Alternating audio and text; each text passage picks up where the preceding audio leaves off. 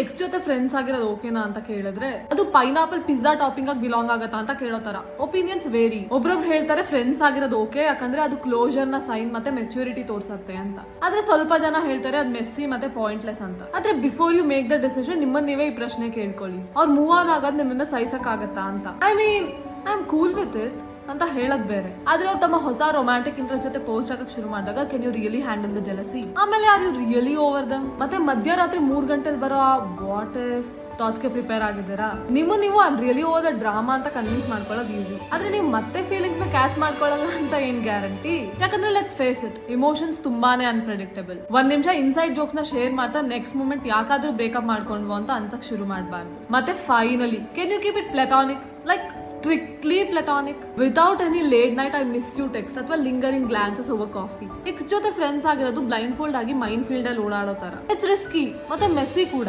ಆದ್ರೆ ಹೇ sometimes it's worth it. just make sure ನೀವು ಅದ್ರ ಜೊತೆ ಬರೋ ಅಪ್ಸ್ ಅಂಡ್ ಡೌನ್ಸ್ ಗೆ ರೆಡಿ ಆಗಿದ್ದೀರಾ ಅಂತ.